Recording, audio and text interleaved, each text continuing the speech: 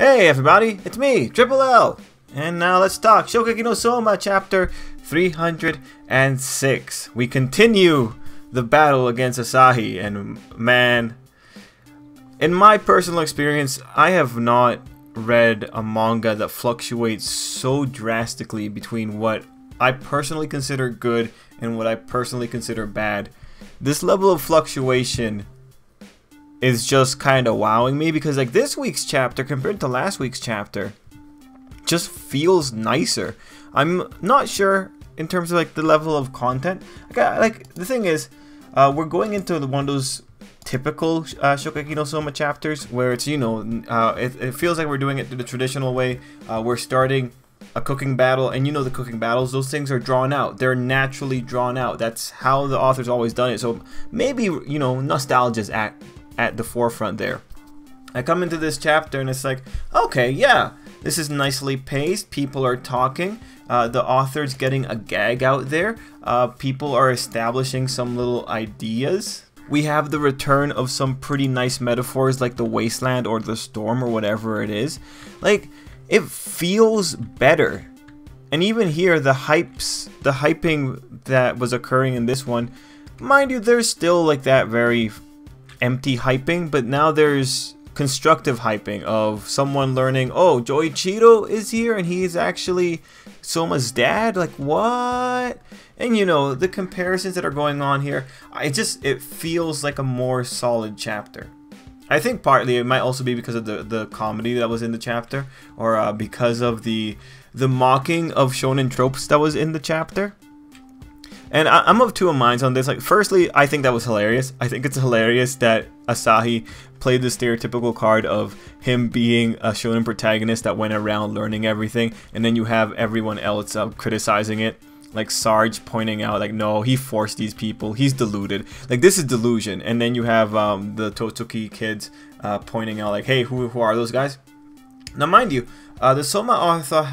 Oh my god, my word. What was... Oh yeah, anyway, the Soma author has shown that he can make self-aware jokes. But it's getting to the point where, I don't know, man. I think you're like making that self-aware joke because you're trying to save how bad this is going. That said, I do appreciate that. I do appreciate the gag. I think that was a really good gag. The only thing that on a technical level that was kind of just confusing me was that it looked like it was an internal monologue. So I'm just kind of confused as to how the other characters caught it. But you know, that's easily explainable. It's a gag. Don't think about it too much, right? So overall, in terms of the general feel that I came out of this chapter with, I liked it a lot more than last chapter. And even though it might have like the same level of content as the last chapter, it feels a little bit more compelling. Although I do feel it has a little bit more content in it. I think the movements within here are better. And so, you know, just to like quantify those movements that we got in this chapter, we have Asahi revealing like what his process is like when he's doing cross knives. We have Asahi pointing out that he's actually kind of nervous about doing this fight with Soma. We have Soma pointing out that he actually has no idea where to start. We have Saiba being found out to be Joichiro or Yukihira Joichiro and everyone freaking out about it. We have the return of the wasteland, which is just informing us of just the general steps of progression here. We have Soma's second wind, kind of like he figures something out. And you might have noticed that I've ignored a pretty big comparison that occurred in this chapter, that being the method by which Soma realizes he has a chance. The comparison between Totsuki and Saiba Asahi's experiences. So this is actually kind of critical, and this part is again showing one of the many critical flaws with this arc. The reason, like, okay, we have to understand, Totsuki was sold to the readers as this great big place. The blue makes it seem as though Totsuki is not this great big place with the way that things were operated. But then it throws in little things when it needs to hype up a challenge or to make a challenge have context. And here again you have that problem showing up with the manga. And mind you, most readers may not really care about this, but this is, I think it's kind of interesting. I really like it in terms of the writing. Here's what I'm seeing. Right now, the biggest threat in Shokugeki no Soma, his process has been compared to an expedited Totsuki experience. Therefore, the general conclusion is Totsuki can produce chefs at Asahi's level over time. It's not as overt as the specialty thing that happened way back when, but it's on the thematic level. On one level, you have the author putting that in there because he wants to put Soma on that same playing field. Like, he has to write that in because he needs to give the readers a reference point to know, like, oh, okay, yeah, that makes sense, because he's going up against these masters of their crafts, and that's really what Totsuki as a school does. You sharpen yourself against the 1% of the high gourmet world. And so when you're bringing Totsuki's value in the world back into this tournament that just kind of shat all over it, it's like, you know, what's going on here? No, all those no names that showed up here shouldn't have been there if everyone in this world, or everyone that's involved in the gourmet world, understands that Totsuki is the cutting edge of gourmet, right? Like, again, if you take it as Totsuki is the cutting edge of gourmet, there's no reason people from Totsuki are in such small numbers here. Mind you, the author has put in his stops to kind of try and justify what's been going on so far. You have Mana, who is just kind of all over the place with her whims. She's just kind of making this however she wants. Whatever gets the most drama, Mana's gonna do it. And then you also have like the qualifications needed for the blue. The blue like needs you to do so and so, have so many awards, blah blah blah. When we saw it with Joichiro, it felt like it was a big deal. But that was the other problem. You had this idea that, okay, to get to the blue, like, there's these high level qualifications, which means not only does, let's say, our main character Soma need to have those qualifications, but everyone that Soma faces also has those qualifications. So it's automatically having to elevate these other people. But then when you get into this arc, it's like, are you guys actually that good? Because a lot of the ones in the first gate were plebs. I'm sure like a bunch of people from Totsuki would be miles better than anyone that was in the first gate. And then Soma was nominated by Joichiro. Like, how much clout does Joichiro have that he can pull with this place? Is he using his Saiba clout? Or, you know, where is that coming from? Because that pretty much skips the whole process, because at least Takumi and Megumi, we can be aware that that was probably someone within the organization sponsoring them. But Soma came from outside. So again, like, the Blues qualifications for who has to be here don't make sense.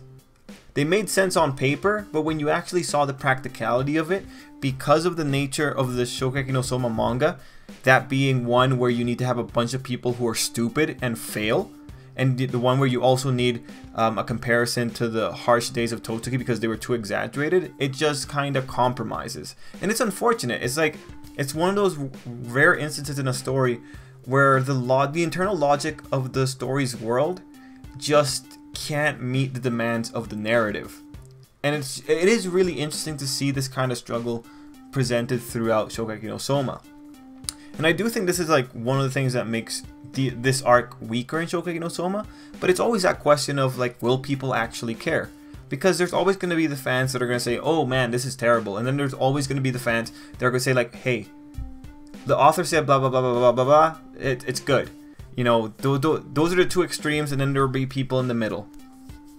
So I'm always just left in such a really interesting spot whenever I'm reading the comments after a chapter. I feel like right now, I'm not sure if you guys are reading comments for the chapters on whatever site you're reading them on, but people are getting really negative. People are comparing it to Bleach and Fairy Tail, and it's like, come on guys, like, let's hold on here. You know, let's not be just so snooty. There's still gemstones within Shokugeki no Soma, and the more we get into it, I just really want to know, like, what is going on behind the scenes? What is the author's mentality? What is he thinking? Is he reading the reception for some of these characters and thinking like, you know, he wants to just get out of this real quick and start something new? And there's also people talking about, and I know one of you guys mentioned it in the comments, the chef assistant, the one that was giving the reference for the recipes, has left the team. Some people are saying because of maternity leave or something, and it's like, I don't know anything about that, but it's always interesting just to think about like, what kind of struggle is the author going through? Because man, he can still produce something that I feel is about accurate with the current with the past standard of Shokugeki no Soma. Like I feel this is a good chapter as a standalone chapter. The author is still capable of it. The Takumi Soma team up was also like pretty alright. Oh no, I'm saying pretty alright, but it was good. I enjoyed it, you know? The author can still pull it off. It just seems like whenever he has to play with Asahi, and Irina in particular, it just seems like that's where things are kinda falling down. But man, what a time. Anyway, that was like a miniature rant. Overall though, I'm kind of excited to see what Soma pulls off here. The author has given us a pathway to legitimize a Soma victory, and now it's pretty much going to be the same way that Soma has seen it. Like, Soma has just said, oh, you know, you are efficient. That's what the author has set up. Asahi is efficient. If he was going to Totsuki, he probably would only have to be there for a year instead of all 3 years to like get to the top of his craft, right? That's cool. That's pretty awesome. But Soma is a workhorse, right?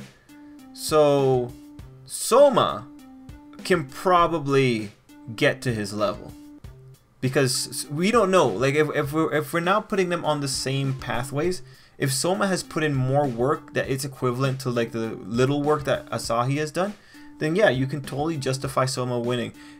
Comparing it to Totsuki was the best way to put them on the same road. And now Soma, like in the metaphor, can probably walk right up to Asahi and overtake him. Now the big question is going to be whether we see something similar to the Subaru narrative. And when I say that, I mean specifically the route by which Soma beat Subaru. Are we going to see something to that degree? Because as people point out, Asahi is effectively a Subaru that did not have to do as much work as Subaru did. And then maybe also the fusion, but we've seen that Subaru can also pull that off since the Regiment de Cuisine. So I'm actually very interested in that, because the blue, I think, has been a little bit of a rehash of previous themes in Shokugeki no Soma. But overall, like this chapter gives me hope again about this particular confrontation. Yeah, the setup for the confrontation might not be the strongest, but the confrontation itself might be worthwhile. Well, I had one more thought that I wanted to add about that. Oh yeah, I'm also kind of curious if we're actually, maybe if we don't get the Subaru narrative, if we're going to get a narrative about how the hard work does make a difference. Because right now, like, Asahi is effectively the skills without the story behind the skills. And, you know, does that make a difference in the preparation of the ingredients? Is there something different there? I don't know. It's kind of hard. Like, it's kind of hard to like, we'll have to see how the author spins it. And I say spin it because we know that's pretty much what it is. The author is spinning ideas and making it work in the context of food. So I'm interested. I'm interested to see where it's going. With this chapter, I'm changing my prediction in terms of how long like this particular chapter is gonna go, or sorry, this fight's gonna go. I think maybe chapter 307 we see Soma's second wind, and then chapter 308 we see Soma actually getting the verdict at the last page. I think we're going back to the standard Shokugeki no Soma Shokugekis in general. So that'll be pretty interesting. I'm excited. Guys, let me know what you thought down below. Until next time, I hope you have an absolutely great day, and thanks for being willing to listen to me talk. You all have the patience of saints.